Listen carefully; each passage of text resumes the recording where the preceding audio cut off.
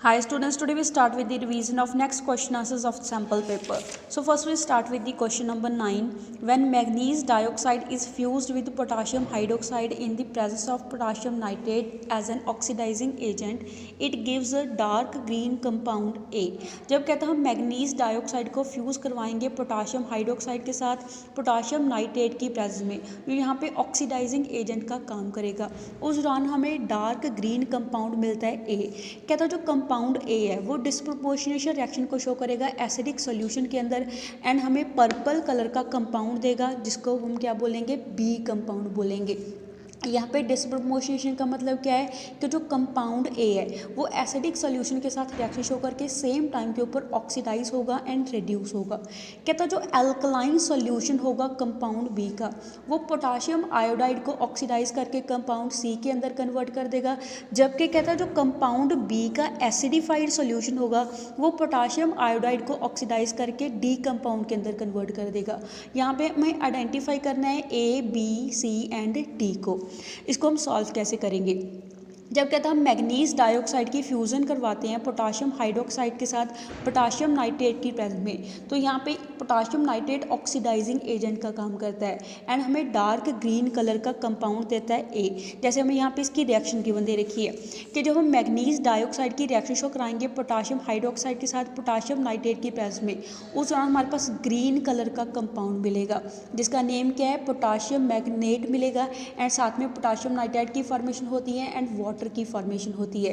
कहता जो compound A है ये एसिडिफाइड सॉल्यूशन में क्या करेगा, डिस्प्रोपोर्शनेशन रिएक्शन को शो करेगा, मींस ऑक्सीडेशन एंड रिडक्शन दोनों सेम टाइम के ऊपर होगी एंड हमें पर्पल कलर का कंपाउंड कौन सा मिलेगा, पोटाशियम परमैंगनेट मिलेगा जिसका फॉर्मूला क्या है, KMnO4 उसका फॉर्मूला है। साथ में मैग्नीज डाइऑक्साइड मिलेगा, साथ में वाटर की फॉर्मेशन होगी एंड पोटाशियम आइंस मिलेंगे।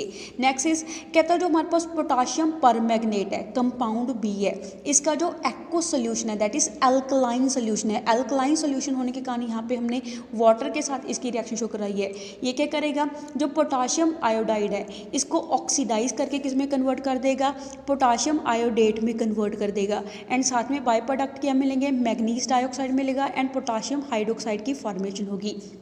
ऐसे कहता जो हमारे पास बी कंपाउंड है दैट इज पोटाशियम परमैंगनेट है, इसका जो एसिडिफाइड सॉल्यूशन होगा, जैसे हमने इसका एसिडिफाइड सॉल्यूशन कैसे लिया है, इसकी सल्फ्यूरिक एसिड के साथ रिएक्शन शो करवा दी है। उस दौरान कहता है जो पोटाशियम आयोडाइड है इसकी जो ऑक्सीडेशन है वो किस में होगी, आयोडीन के अंदर इसकी ऑक्सीडेशन होगी एंड साथ में बाय प्रोडक्ट क्या मिलेंगे, पोटाशियम सल्फेट मिलेगा, मैग्नीज सल्फेट मिलेगा एंड साथ में वाटर की फॉर्मेशन होगी।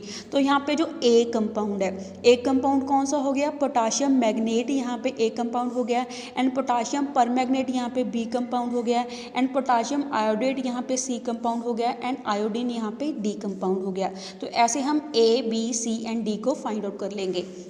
Next question is write IUPAC name of the complex. जैसे हमें यहाँ पे कम्प्लेक्स गिवन दे रखा है एंड इसका हमें IUPAC नेम लिखना है, ऑल्सो हमें स्ट्रक्चर ड्रॉ करने हैं, इसके ज्योमेट्रिकल आइसोमर ड्रॉ करने हैं इस कम्प्लेक्स के, तो इसका नेम क्या हो जाएगा। जैसे यहाँ पे जो EN सिंबल है ये हम किसके लिए यूज़ करते हैं, इथाइलिन डाइअमाइन लिगेंड के लिए यूज़ करते हैं। तो यहाँ पे कहता प्लैटिनम के साथ हमारे पास क्या जुड़े हैं, इथाइलिन डाइअमाइन के 2 लिगेंड जुड़े हैं। तो दैट मीन्स यहाँ पे कहता जो इथाइलिन डाइअमाइन है ये क्या है, कम्प्लेक्स लिगेंड है। कम्प्लेक्स लिगेंड होने के कारण इसके नाम के आगे क्या जुड़ेगा, बिस जुड़ेगा, बिकॉज यहाँ पे 2 इथाइलिन डाइअमाइन है। तो हम क्या लगाएंगे, बिस इथेन 1,2 डाइअमाइन लगाएंगे एंड साथ में 2 क्लोरीन है तो क्या आ जाएगा, डाई क्लोराइडो प्लैटिनम 2। प्लैटिनम 2 यहाँ पे किस लिए यूज़ कर रहा है, बिकॉज यहाँ पे जो प्लैटिनम है इसकी ऑक्सीडेशन स्टेट क्या है, 2 ऑक्सीडेशन स्टेट है। ऐसे यहाँ पे इसके ज्योमेट्रिकल आइसोमर है वो ड्रॉ करे हैं, दैट इज़ यहाँ पे कहता है 2 क्लोराइडो ग्रुप है वो सेम साइड के ऊपर है, इथाइलिन डाइअमाइन है वो सेम साइड के ऊपर है, यहाँ पे ऑपोजिट साइड के ऊपर इसको ड्रॉ कर रहा है। Next is using IUPAC norms right the formula for the following. कहता है IUPAC के रूल्स को फॉलो करके हमें फॉलोइंग कंपाउंड का जो फॉर्मूला है वो लिखना है। That is hexa amine cobalt 3 sulphate. यहाँ पे कोबाल्ट क्या है, सेंट्रल मेटल एटम है, एंड उसके साथ क्या जुड़े हैं, 6 अमाइनो ग्रुप जुड़े हैं। तो इसका फॉर्मूला क्या आ जाएगा, कोबाल्ट के साथ 6 अमाइन ग्रुप लगा दिए, एंड यहाँ पे साथ में क्या आ जाएंगे हमारे पास, काउंटर आइंस सल्फेट आइन आ जाएंगे। Next is potassium tri oxalato chromate 3।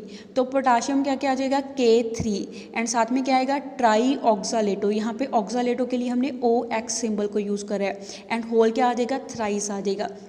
तो ऐसे हम IUPAC रूल्स को फॉलो करके इसका जो कंपाउंड का फॉर्मूला है वो लिख लेंगे।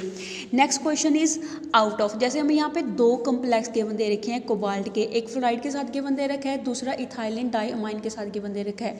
इन दोनों कम्प्लेक्स को देख के हमें बताना है कि इनमें से कौन सा पैरामैग्नेटिक है, कौन सा ज़्यादा स्टेबल है, कौन सा इनर ऑर्बिटल कम्प्लेक्स है, कौन सा हाई स्पिन कम्प्लेक्स है, एंड इनका हमें अटोमिक नंबर गिवन दे रखा है, दैट इज क्या था, सेंट्रल मेटल एटम है कोबाल्ट, उसका अटोमिक नंबर हमें गिवन दे रखे हैं 27।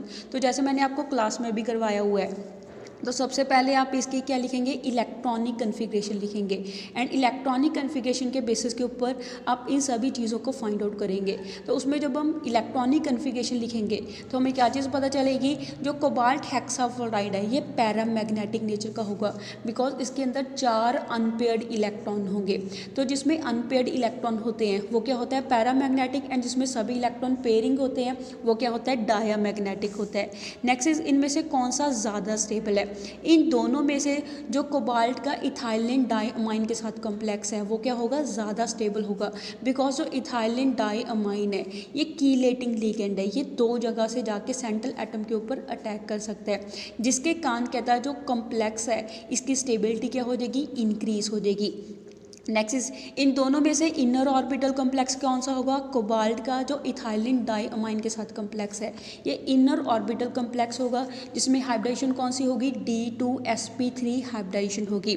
ऐसे नेक्स्ट हमें बताना है high spin complex. High spin complex क्या होगा, जो कोबाल्ट का फ्लोराइड के साथ कॉम्प्लेक्स है ये हाई स्पिन कॉम्प्लेक्स होगा, बिकॉज जो इलेक्ट्रॉन है वो क्या हो जाएंगे, हायर ऑर्बिटल में जंप कर जाएंगे, बिकॉज इसमें जो हमारे पास क्रिस्टल स्प्लिटिंग है वो क्या होती है, कम होती है। एज अल्ट कहता है उसमें इलेक्ट्रॉन क्या करते हैं, हायर ऑर्बिटल में जंप कर जाते हैं, जिसके कारण इसको क्या बोलेंगे, हाई स्पिन कॉम्प्लेक्स बोलेंगे, एंड इसकी हाइब्रिडाइजेशन क्या आएगी, sp3d2 हाइब्रिडाइजेशन आएगी। Next is, right structures of compound A and B in each of the following reaction. जैसे हमें यहाँ पे 2 रिएक्शन गिवन दे रखी हैं, एंड इन दोनों रिएक्शन में हमें A एंड B को फाइंड आउट करना है कि ये कौन से होंगे। जैसे फर्स्ट रिएक्शन हमें गिवन दे रखी है बेंजीन, इनके ऊपर हमें कौन सा ग्रुप गिवन दे रखा है, इथाइल ग्रुप गिवन दे रखा है। तो यहाँ पे कहता है KMnO4 के साथ रिएक्शन शो कराएंगे पोटाशियम हाइड्रोक्साइड की प्रेस में। तो जो KMnO4 है ये किसका काम करता है, ऑक्सीडाइजिंग एजेंट का काम करता है। तो ये क्या करेगा, इस इथाइल ग्रुप को ऑक्सीडाइज कर देगा, इसको ऑक्सीडाइज करके किसमें कन्वर्ट कर देगा, COO में कन्वर्ट कर देगा। यहाँ पे हमारे पास पोटाशियम हाइड्रोक्साइड की प्रेजेंस में ये रिएक्शन हो रही है, जिसके कारण यहाँ पे क्या आ जाएगा, COOK आ जाएगा।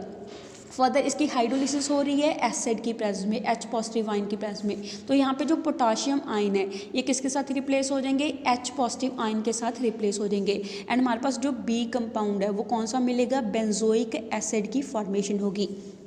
ऐसे हमें नेक्स्ट रिएक्शन गिवन दे रखी है कि हमारे पास जो 6 मेंबर की रिंग है कार्बन की, उसके साथ क्या जुड़ा है, एक OH ग्रुप जुड़ा है, एंड उसकी रिएक्शन शो करवाते हैं क्रोमियम ट्राईऑक्साइड के साथ। यहाँ पे कहते हैं ये भी किसका काम करता है, ऑक्सीडाइजिंग एजेंट का काम करता है। तो ये क्या करेगा, OH ग्रुप को ऑक्सीडाइज करके इसमें कन्वर्ट कर देगा, कीटोनिक ग्रुप में कन्वर्ट कर देगा।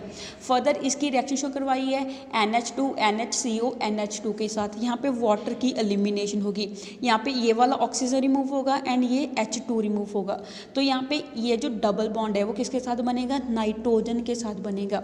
एज एट हमारे पास जो B कंपाउंड है ये वाले B कंपाउंड की क्या होती है, फॉर्मेशन होती है। So that's all for today, have a nice day.